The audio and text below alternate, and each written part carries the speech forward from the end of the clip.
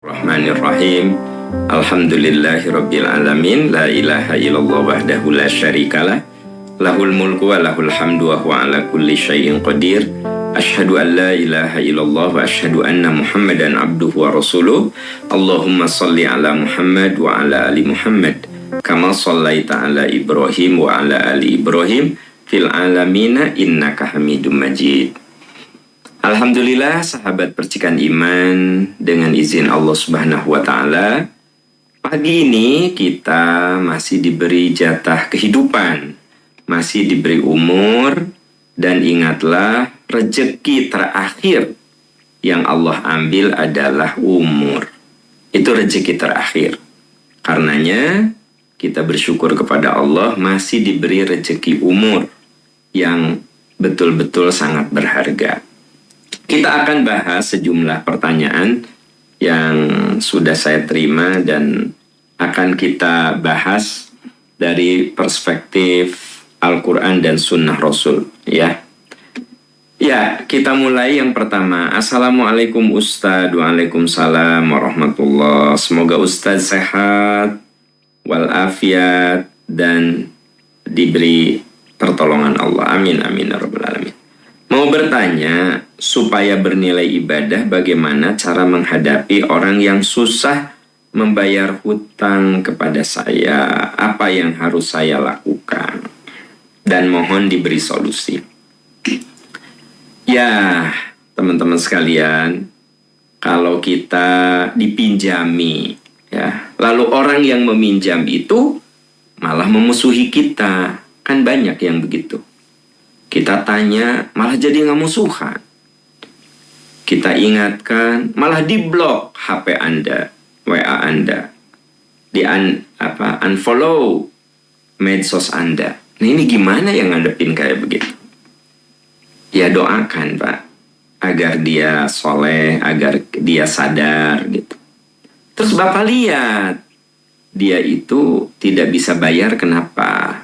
Kalau benar-benar karena ketidakmampuannya dan Bapak merasa mampu untuk membebaskannya, maka bebaskanlah. Man yassara ala mu'sirin yassarallahu fid dunya wal akhirah. Siapa yang memberikan kemudahan, keringanan kepada orang lain, Allah akan ringankan bebannya di dunia dan akhirat. Kalau orang yang berhutang itu punya iktikad baik sama Anda, dia selalu membuka komunikasi, dia meminta maaf, dia bercerita tentang ketidakmampuan membayar hutangnya. Maka kalau Bapak mau meringankan beban hidupnya, silahkan Bapak bebaskan. Tapi kalau ada orang yang bukannya malu dia berhutang, harusnya mah dia minta maaf, harusnya dia bercerita tentang ketidakmampuannya. Ini malah Anda diblok, ya, Anda di-delete, Anda di-unfollow. Nah, Bapak doakan, terus Bapak bolehlah beri peringatan, ya, kalau kamu tidak punya iktikad baik untuk membayar, biarlah saya tagih nanti di akhirat. Nah, Ibu Bapak, hati-hati, hutang itu akan menjadi penghalang bagi kita untuk masuk surga. Kalau kita berhutang tidak punya iktikad baik untuk membayar. Saya tahu ada orang yang berhutang, dia tidak membayar itu bukan tidak mau bayar, tapi memang tidak ada kemampuan untuk itu. Nah, kan Allah juga Maha tahu bahwa orang itu tidak bayar hutang karena tidak mampu. Dan kita juga sebagai manusia tentu punya nurani untuk mempertimbangkan. Tapi kalau orang iktikadnya buruk, ya, hari motor bisa beli yang baru, bisa renovasi rumah, tapi hutang tidak dibayar. Nah, ini jadi masalah ini. Ada yang bisa piknik ke Eropa, piknik ke Amerika, tapi dia hutang sama temennya, nggak dibayar. Kalau diingetin, kamu mah kayak orang miskin aja ya, duit segitu aja ditanyain. Ya, kalau misalnya namanya pinjem, walaupun 100 rupiah ya kudu dibayar kalau akadnya pinjam. Makanya kan seringkali kita di parkir, ya uang tuh 5.000 pinjem deh. Sebenarnya kalau Anda ngomongnya pinjam ya kudu bayar ya 5.000 tadi bekas parkir gitu. Kecuali kalau gini, minta deh, minta 5.000. Kalau ternyata teman kita ngasih ya, jadi kita ini jangan sampai ya pinjamlah 5.000 ya ke ini ke parkir. Nah, bari nggak dibayar, nggak boleh begitu. Kalaupun mau diikhlaskan, lu 5.000 teh ikhlas ente mun saya minta. Nah, itu kan masih mending. Nah, teman-teman, jangan menyepelekan sesuatu yang besar dalam kehidupan. Bahkan Nabi itu tidak mau menyolatkan orang yang berhutang. Anda perlu tahu, berhutang dan tidak punya iktikad untuk membayar. Kebayang betapa kita ini jangan gampang berhutang. Boleh berhutang, baginda Rasulullah saja berhutang, ya, gitu. Dalam kondisi tertentu boleh berhutang. Dan ada juga ayat tentang hutang piutang. Tidak ada surat yang paling panjang di dalam Al-Quran kecuali ayat yang berbicara tentang hutang piutang di surat Al-Baqarah. Jadi sebenarnya hutang piutang itu nggak masalah.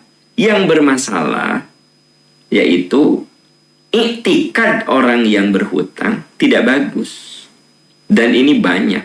Makanya Umar bin Khattab mengatakan, kalau kamu ingin tahu karakter seseorang, coba perhatikan ketika dia melakukan ikatan hutang piutang. Gitu. Nah, kamu akan tahu dia itu orang baik dan tidak, nanti kelihatan. Walaupun dia itu ahli ibadah, aktivis pengajian, tapi kalau berhutang, dia melalaikan hutang. Teman-teman, ada yang melalaikan hutang, ada yang tidak mampu bayar hutang. Itu dua hal yang berbeda, ya. Dua hal yang berbeda. Makanya kalau saya berhutang, saya punya hutang, dan saya punya iktikad baik membayar, ya saya ngomong bahwa saya belum ada dana, ya. Kata yang berhutang, ya kalem aja lah Pak Am, saya juga nggak pakai uang itu. Kan jadi enak ya. Ya nggak? Karena saya sudah bilang gitu. Nah, itu teman-teman sekalian, ya. Dan ini tuh banyak sekali kejadian kayak begini. Banyak dan banyak sekali teman-teman sekalian, ya. Orang yang kalau sebelum berhutang mah baik teh, wah, setelah harus bayar malah Anda di blok, Anda di unfollow, Anda di delete, ya kan gitu. Nah, ini karakter yang sangat-sangat tidak bagus, ya. Itu namanya akhlak zamimah, akhlak tercela. Nah, balik ke pertanyaan Anda, gimana caranya? Ya udah, Anda doakan supaya dia ada rezekinya, supaya dia punya kesadaran berhutang. Tapi kalau ternyata dia punya kemampuan membayar tapi tidak mau membayar juga, ya Anda boleh saja bilang, saya mah di akhirat enggak, dibayarnya mau sama amal dia aja, lumayan kan. Nah, gitu, ya. Wallahu a'lam bissawab, ya. Kita beralih ke pertanyaan berikut. Assalamualaikum Ustadz, semoga selalu dalam sehat walafiat. Amin ya rabbal alamin. Mau nanya, apakah termasuk bid'ah ketika selesai sholat id di lapangan, ustadznya mengajak jemaah untuk sholat duha? Karena saya pernah baca tata cara sholat id bahwa tidak ada sholat sesudah id. Mohon penjelasan Ustadz. Ya, sholat duha di hari Idul Fitri, di hari Idul Adha, itu boleh. Tapi, nih ada tapinya. Sholat duha itu nggak ada keterangannya berjamaah. Saya nggak tahu ya ada orang yang menganjurkan sok sholat duha berjamaah gitu. Apa dalilnya? Kita sholat id berjamaah ada dalilnya. Kita sholat tarawih berjamaah ada dalilnya. Kita sholat tahajud berjamaah ada dalilnya. Sholat duha nggak ada dalilnya. Seperti halnya sholat rawatib, tidak ada dalil. Daripada jamaah ada yang rakaat pertama, rakaat ketiga, terus saya DKM begini, Bapak Ibu, sebelum sholat wajib kita mari berjamaah sholat rawatib. Itu kan man ahdatha, siapa yang mengada-ada, maka itu termasuk tertolak. Jadi teman-teman sekalian, Bahwa sholat duha itu utama, ya. Yusbihu ala kulli sulama min ahadikum sadaqah. Setiap ruas tulang yang ada pada dirimu harus dikeluarkan sedekah. Fakullu tasbihatin sadaqatun. Setiap kita membaca subhanallah itu sedekah. Wa kullu tahmidatin sadaqah. Setiap kali kita membaca alhamdulillah itu sedekah. Wa kullu tahlilatin sadaqah. Dan setiap kali kita membaca la ilaha illallah itu sedekah. Wa kullu takbiratin sadaqah. Dan setiap kali kita membaca Allahu Akbar itu sedekah. Wamru bil ma'ruf. Dan menyuruh mengajak kepada kebaikan itu sedekah. Wa nahyun anil munkar sedekah. Mencegah orang dari keburukan itu sedekah. Wa yuzzi'u min dzalik. Dan semua itu bisa dipenuhi rakaatan yarka'uha minad duha, yaitu dengan sholat rakaat duha 2 rakaat. Jadi hadis ini riwayat Imam Muslim, hadis yang sahih, bahwa kita perlu bersedekah untuk setiap ruas tulang kita. Setiap kita bilang Allahu Akbar itu sedekah, subhanallah sedekah, la ilaha illallah sedekah, dan semua itu bisa di-cover dengan wa yujzi'u min dzalika raq'atani yarka'uhuma minad duha. Dan itu bisa di-cover dengan 2 rakaat sholat duha. Jadi sholat duha punya keutamaan. Namun tidak ada dalil sholat duha itu berjamaah. Ya, saya nggak tahu tuh ada sejumlah kantor gitu. Bagus, maksud pimpinannya bagus. Mari kita awali kerja kita dengan ibadah. Terus dipimpin sholat duha. Nggak ada dalilnya. Ya. Nah, termasuk habis sholat id. Bapak Ibu, karena ini waktu duha, mari kita sholat duha berjamaah. Tidak ada dalilnya. Tapi kalau misalnya imam atau pengurus mengingatkan, Bapak Ibu, alhamdulillah kita sudah melaksanakan sholat id, silahkan jangan lupa ya sholat duhanya. Terserah sholat duha itu mau di lapangan, sholat duha itu mau di rumah, tapi diingatkan, bisi lupa sok sholat duha, ya boleh. Tapi kalau imam ngajak berjamaah atau pengurus ngajak berjamaah, ya Anda nggak usah ikut sesuatu yang tidak dicontohkan Nabi gitu. Man amila amalan laisa alaihi amruna fahuwa raddun. Siapa yang melakukan satu amal yang tidak dicontohkan, maka itu tertolak. Makanya kalau kita bicara agama, bukan baik, tetapi benar, gitu. Ya kan ini baik kan, orang lagi kumpul di sini baik kan, iya baik, tapi tidak benar, gitu. Nanti ada ide nih, ya, sholat qobla duhur jamaah, sholat ba'da asar, ba'da duhur jamaah, qobla duhur jamaah. Nanti ada ide gitu gerak.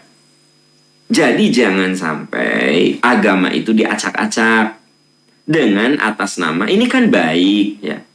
Kan baik kan kalau sholat qobla duhur itu daripada tidak rapih begini, udah deh.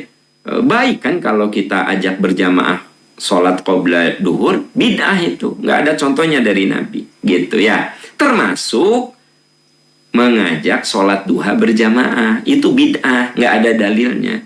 Man amila amalan laisa alaihi amruna fahuwa raddun. Siapa yang beramal tanpa dalil itu tertolak, gitu ya.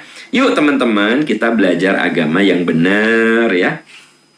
Kita harus berjuang bagaimana memahami agama dalam metodologi agama gitu. Bukan baik menurut kita, tapi benar menurut dalil ya, gitu. Wallahu a'lam bishawab ya. Wallahu a'lam bishawab. Ya, kita beralih ke pertanyaan berikut. Assalamualaikum Ustaz. Semoga Ustaz sehat selalu dalam lindungan Allah dan husnul khatimah. Amin amin ya rabbal alamin. Pertanyaan saya, apakah untuk wanita hamil dan menyusui yang tidak saum harus membayar fidyah dan kemudian mengqadha saumnya? Ya kalau ibu sudah bayar fidyah ya sudah ya. Yuridullahu bikumul yusra wa la yuridu bikumul usra. Allah itu kan tidak akan menyulitkan kamu. Allah itu memberikan kemudahan kepada kamu. Kalau ibu baca Al-Baqarah ayat 186, ayat 184 kan jelas sekali. Faman kana minkum maridun aw ala safarin fa iddatu min ayyamin ukhra. Siapa di antaramu sakit atau safar, kamu bayar qada. Jadi untuk siapa bayar qada? Yang sakit, yang safar, yang mens, itu bayar qada. Wa 'alal ladzina yutiqunahu fidyatun ta'amu miskin. Dan yang tidak mampu puasa karena hamil, karena menyusui, karena udah uzur, atau karena ada penyakit menahun, fidyatun ta'amu miskin, maka bayar fidyah saja. Di dalam ayatnya tidak ada dua-duanya qada dan fidyah. Atau jadi bukan rukhsah kalau qada dan fidyah. Qada itu rukhsah, keringanan. Fidyah itu keringanan. Kalau dua-duanya dilakukan, maka itu jadi bukan keringanan. Betul nggak? Itu logika sederhana saja. Logika sederhananya di ayat di 185 jelas sekali. Yuridullahu bikumul yusra wa la yuridu bikumul usra. Kenapa ada qada? Kenapa ada fidyah? Karena Allah menginginkan kemudahan untukmu. Jadi ibu-ibu yang hamil, sudah Anda tidak perlu qada, bayar fidyah saja. Ibu yang menyusui, bayar fidyah saja. Ya, kalau teteh yang sakit, yang menstruasi, ya, yang safar, Bapak Ibu, silakan Anda qada. Kan simpel sebenarnya. Kalau kita lihat ayatnya. Ya, wallahu a'lam bissawab. Wallahu a'lam bissawab. Ya, kita beralih ke pertanyaan berikutnya. Assalamualaikum Ustadz. Waalaikumsalam warahmatullahi wabarakatuh. Ustadz, masjid dekat rumah saya selalu membagikan zakat fitrah sesudah sholat isya. Mereka berpendapat kalau yang nitip zakat fitrah di masjid itu banyak, tidak mungkin dibagikan sebelum sholat Idul Fitri. Mereka membagikannya setelah sholat isya atau malam sebelum hari raya. Kalau saya nitip ke masjid seperti itu, apakah zakat fitrah saya sah? Nah, ya kalau bicara sah dan tidak, Anda berzakatnya sah. Ya.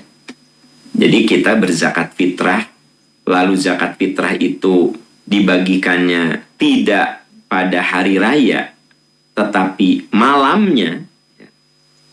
Memang yang afdol itu membagikan zakat fitrah selesai sholat subuh sebelum qabla khurujin nas ila sholat. Sebelum orang-orang tuh keluar untuk melaksanakan sholat id. Nah, itu afdol, itu waktu afdol. Nah, kalau Bapak bisa menemukan masjid yang mendistribusikannya di waktu afdol, ya bagus, ya. Karena yang waktu afdol itu ba'da sholat subuh, setelah sholat subuh, qabla khurujin nas ila sholat, sebelum orang-orang keluar rumah untuk sholat id. Nah, gitu. Ya, tapi kan ini banyak banget ini, gimana bisa selesai? Sebenarnya kalau ilmu distribusi kita sudah bagus, ya tidak susah juga gitu. Anda kalau titip zakat fitrah ke Percikan Iman tuh selalu membagikan zakat fitrah di waktu afdol, yaitu selesai subuh sebelum orang-orang pergi melaksanakan sholat id. Nah, kami sudah bertahun-tahun melaksanakan pembagian zakat fitrah seperti itu. Sulit enggak? Enggak juga. Ya, kita bikin koordinasi dong, ya gitu. Misalnya di RW Tilu, nah kita data fakir miskin, ya ada 15, ya. Nah, kita bisa titip ke Pak RT-nya atau ke remaja masjid yang ada di situ. Nanti ba'da subuh bagikan ya ke rumah ini. Kita bisa berdayakan anak-anak remaja masjid, ya. Atau bisa diberdayakan para aktivis masjid. Ya, yang dimaksud dengan dibagikan ba'da sholat subuh bukan berarti dari Percikan Iman disebar ke seluruh tempat, ya nggak, maksudnya pada ba'da subuh tuh langsung disebar. Ya memang itu menjadi kesulitan. Kami di Percikan Iman tuh ada koordinator di daerah A, daerah B, daerah C, ya. Di desa-desa peradaban kita sudah siapkan orang. Ya, sekarang kalau satu orang itu membagikan 5, Itu kan menurut saya masih simpel juga sih. Ba'da sholat subuh ke rumah si A, B, C, D, sudah gitu. Nah itu jadi DKM juga harus kreatif ya. Jangan gini, wah hese atau susah. Udah aja malam aja deh. Nah jadi zakat fitrah itu waktu afdol untuk dibagikan pada hari raya. Yang namanya hari raya itu dimulai azan subuh.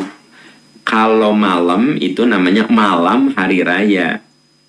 Ya, faradha Rasulullah sallallahu alaihi wasallam zakatal fitri tuhratan lis-shaim wa tu'matan lil masakin. Kan dalilnya jelas bahwa Allah mewajibkan zakat fitrah itu pensuci, penyempurna ibadah saum kita, dan untuk hari Idul Fitri itu menjadi hidangan, tu'matan lil masakin, hidangan santunan bagi fakir miskin. Makanya kalau zakat fitrah mah nggak boleh digunakan untuk pembangunan masjid, nggak boleh. Kalau zakat fitrah itu 100%, 100% tuhratan lis-shaim wa tu'matan lil masakin. Dalilnya jelas. Fokus untuk fakir miskin kalau zakat fitrah. Jadi tidak boleh Bapak DKM dari zakat fitrah sebagian digunakan untuk renovasi tempat wudhu. Nah itu nggak boleh. Atau untuk ganti karpet. Nggak boleh kalau dari zakat fitrah. Kalau dari zakat mal, dari zakat-zakat lain boleh. Kalau Anda lihat di surat At-Taubah ayat 60, misalnya nih pengurus ya, Anda menerima zakat mal, bukan zakat fitrah.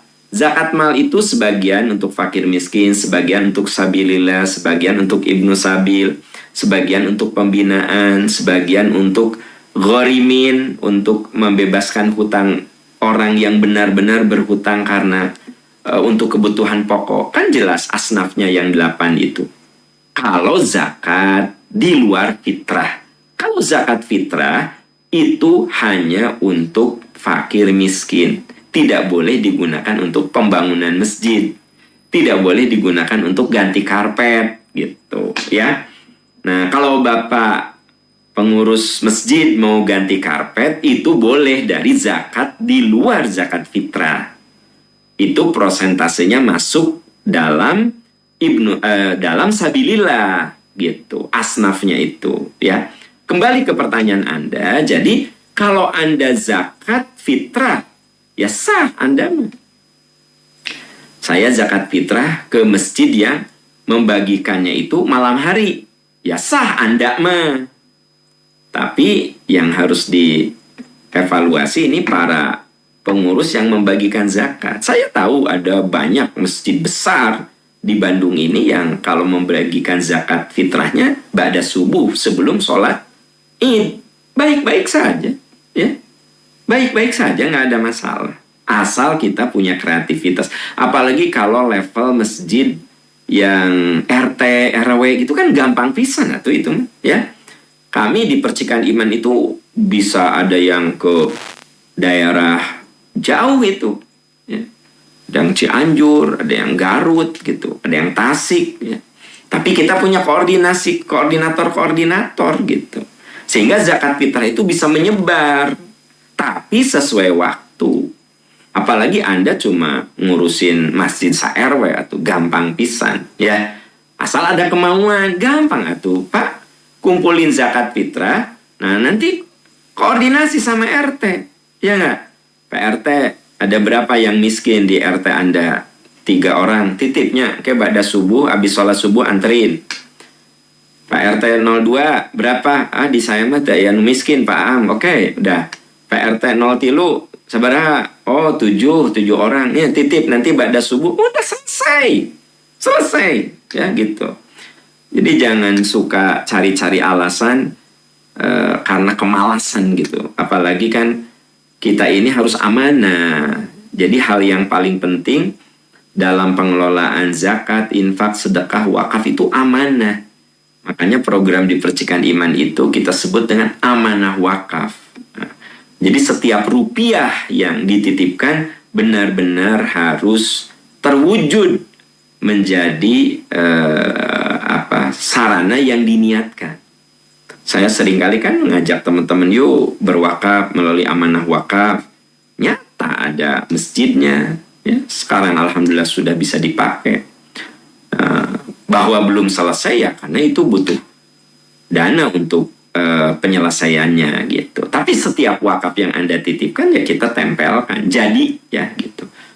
Kita sedang membuat merenovasi madrasah, bukan merenovasi, membangun ulang karena runtuh, roboh ya kan, roboh, rata, dibikin lagi. Itu dari amanah wakaf yang dititipkan oleh Anda teman-teman sekalian. Ya, terus ada 2 masjid lagi yang sedang kita bangun. Terus ada 1 masjid juga yang sudah selesai di Ciamis, itu sudah selesai ya. Kenapa yang kita pilih itu masjid-masjid yang hidup, yang anak-anaknya rajin di situ, pengajiannya rajin di situ, ada banyak. Nah, di Ciamis 1 sudah kita selesaikan sebenarnya teman-teman sekalian dari wakaf Anda. Nah, sekarang masih ada 3 lagi yang paralel kita kerjakan. 4 berarti dengan Masjid Peradaban Percikan Iman yang sedang finishing. 4 paralel gitu. Nah, kenapa?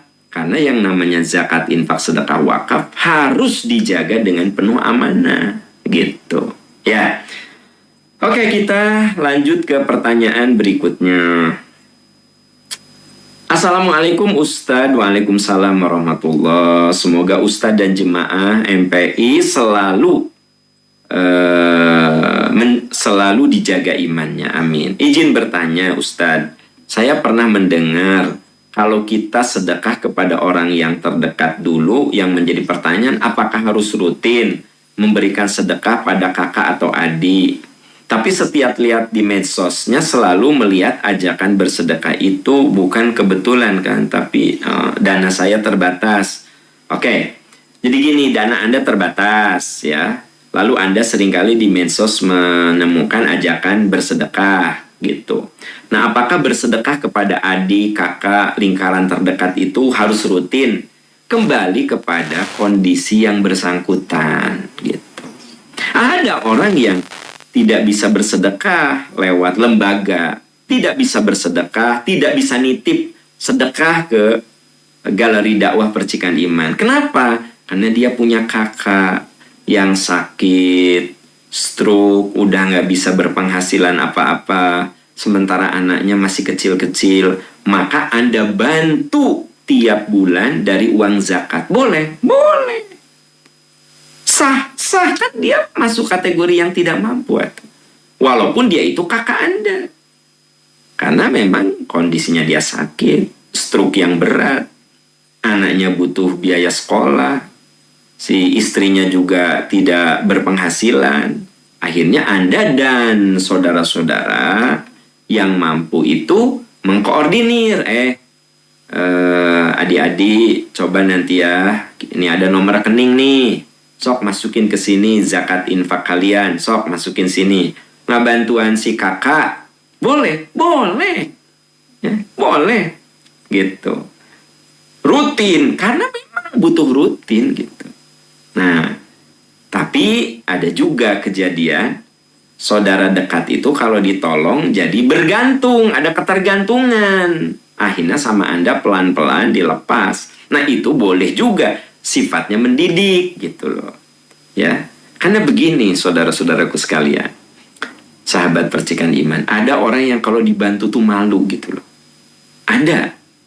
Saya dibantu oleh Pak Iwan, aduh malu saya dibantuin, sehingga saya tidak, karena saya malu dibantuin, saya nggak mau gitu minta lagi wong dia sudah membantu saya. Nah, ada tipe mental begitu. Kita semua harus punya mental seperti itu. Kalau dibantu itu merasa malu, saya dibantu oleh orang itu. Tapi ada juga yang pokoknya mau butuh mah geus we ke Pak Iwan dah, dia masuk ngabantu saya. Nah, itu mental mengemis namanya. Ya. Pak Iwan tuh suka bantu saya gitu loh. Ya. Tapi saya tuh malu gitu sama Pak Iwan. Aduh, malu ya aku dibantu sama dia. Itu mental yang harus kita punya. Jangan pernah kita punya mental pengemis. Kalau mental pengemis mah gini, saya dibantu ke Pak Iwan, jadi saya tuh bergantung. Oke, kas ke Pak Iwan lagi aja nih.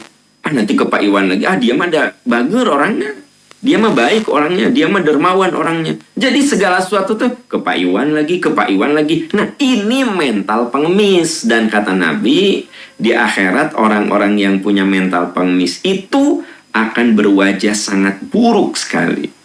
Jadi saudara-saudaraku tercinta, ya bukan berarti tidak boleh minta tolong. Tapi jangan sampai kita ini menggantungkan pertolongan kepada orang-orang itu juga gitu loh. Kenapa? Jadi kita mentalnya mengemis atau mentalnya, si Pak Iwan pasti nggak bantu saya, dia mah nggak pernah nolak kalau saya minta tolong. Nah itu mental pengemis. Nggak boleh kita punya mental pengemis gitu. Dan kita boleh mengkat orang yang punya mental pengemis gitu. Pak Iwan biasanya suka nolong saya gitu kan. Nah Pak Iwan merasa ini Aam kok, saya teh jadi ATM-nya dia nih, ya kan gitu. Tiap ada apa-apa ya minta tolong ke Pak Iwan, minta tolong. Akhirnya kata Pak Iwan, maaf Pak Am ya, untuk sekarang saya tidak bisa bantu. Nah Pak Iwan tuh mendidik saya. Jadi ada saat kita juga begitu teman-teman sekalian. Jadi kalau Anda bantu orang, ya, tapi orang itu jadi bergantung sama Anda. Ada saat Anda cut. Kenapa? Supaya mentalnya jadi benar gitu. Anda bantu adik Anda, Anda bantu kakak Anda. Ya, ketika dia susah Anda bantu. Tapi kalau kemudian adik Anda, kakak Anda itu menjadi bergantung kepada Anda tuh jadi ATM-nya dia, ada saat Anda cut. Kenapa Anda cut? Tujuannya mendidik supaya mentalnya benar. Supaya tidak jadi mental pengemis, tapi mental pekerja. Mental yang menjaga marwah dan martabat, bahwa meminta itu bukan karakter saya. Gitu. Makanya Bapak Ibu yang Allah muliakan, Allah sangat murka kepada orang yang tidak bekerja keras, mentalnya cuma meminta. Nah itu Allah tuh murka. Dan Allah sangat sayang kepada orang yang bekerja keras dan dia tidak kuasa untuk meminta kepada siapapun. Gitu. Pak Am kalau minta pekerjaan gimana? Ya boleh kalau minta pekerjaan, ya. Pak Iwan, keahlian saya ngechat Pak Iwan. Nah ini, lihat nih karya-karya saya. Bisi Pak Iwan perlu tenaga untuk ngechat atau ada teman yang perlu ngechat, biar saya. Nah itu Anda minta pekerjaan dalam arti, ya Anda punya keahlian, boleh nggak? Boleh itu. Ya saya punya keahlian ngecat gitu loh. Pak Iwan bisa ada teman, saudara, atau Pak Iwan sendiri rumahnya mau saya cat, saya insya Allah saya bisa. Itu keahlian saya. Apakah itu mengemis? Bukan, itu mah. Nah, jadi tolong teman-teman, ini masalah kehidupan sosial sebenarnya. Yang kadang-kadang ya kita ini menjadi orang yang tidak bisa menjaga martabat gitu. Ya. Ya, semoga kita semua oleh Allah diberi kekuatan untuk berada di jalan kebenaran. Kita beralih ke pertanyaan berikut. Assalamualaikum Pak Ustadz. Waalaikumsalam. Kalau kita masbuk sholat duhur di rakaat ketiga, terus setelah salam kita melanjutkan 2 rakaat lagi yang ketinggalan. Yang saya tanyakan, bacaan doanya Al-Fatihah sama surat lain atau cukup Fatihah saja? Terima kasih. Ya kalau Anda posisinya di rakaat ketiga, ya Anda baca surat Fatihah saja. Kan Anda masbuk tuh, ya. Rakaat kedua Anda masbuk. Nah, berarti kan Anda masih kurang 2 rakaat lagi untuk asar kan? Atau asar atau lohor ya, atau isya. Kurang kan 2 rakaat lagi ya. Nah, apakah Anda perlu baca surat di rakaat ketiga? Tidak apa-apa, tidak perlu baca. Perlu diketahui, baca surat itu bagian dari sunnah sholat. Jadi baca surat, faqra' ma tayassara minal Qur'an. Baca yang kamu hafal dari ayat-ayat Quran setelah baca Fatihah. Jadi yang penting Fatihahnya. La sholata illa bi fatihatil kitab. Tidak sah sholat, tidak dihitung 1 rakaat kecuali Anda baca Fatihah. Dengan demikian, di rakaat ketiga, rakaat keempat, ya, Anda tidak baca Fatihah. Tapi Ustadz, saya di rakaat pertama kedua juga nggak baca Fatihah, karena saya kan masbuk di 3 dan 4, ya nggak apa-apa. dalam seluruh sholat itu Anda cuma Fatihah saja, tidak ada surat, tidak ada baca surat, sah sholatnya gitu ya. Jadi kesimpulannya, di rakaat ketiga dan keempat yang belum Anda selesaikan itu cukup baca Fatihah saja, karena baca surat itu sunnahnya di rakaat pertama dan rakaat kedua. Nah, karena baca surat itu sunnah ya, maka sekiranya dilewat pun tidak ada masalah, sah sholat Anda. Wallahu a'lam bishawab. Assalamualaikum Ustadz. Waalaikumsalam. Izin bertanya, apakah darah haid harus dicuci? Pembalutnya harus dicuci Ustadz? Nggak usah Ibu. Darah haid itu kalau sudah ada di pembalut, ya buang pembalutnya, itu kudu dicuci ya, gitu, buang. Nah, yang harus dibersihkan itu yang nempel di pakaian Anda yang sekiranya akan dipakai lagi gitu loh. Mohon maaf, misalnya nempel di celana dalam ya, atau nempel di baju karena darah Anda begitu banyak. Ada yang nempel di baju atau nempel di celana dalam. Itu yang dibersihkan. Cuci itu. Kalau ada sisanya tidak apa-apa. Tidak apa-apa kalau ada udah dicuci gitu ya, tapi masih ada sisa nempel, nggak apa-apa. Tapi pembalutnya itu sendiri tidak perlu dicuci, buang saja. Saya juga nggak ngerti ada yang memberikan fatwa bahwa darah haid itu harus dicuci, termasuk pembalutnya. Itu saya nggak ngerti gitu, logikanya bagaimana ya? Kalau pembalut itu buang saja. Tapi kalau celana dalam Anda terkena darah, rok Anda terkena darah, baju Anda terkena darah, baru itu dibersihkan karena Anda mau pakai lagi. Sekiranya ada ya yang nempel darah di situ, maksudnya cuma bekasnya saja, maka bekasnya itu tidak ada masalah gitu. Bekas darah itu tidak ada masalah. Wallahu a'lam bishawab.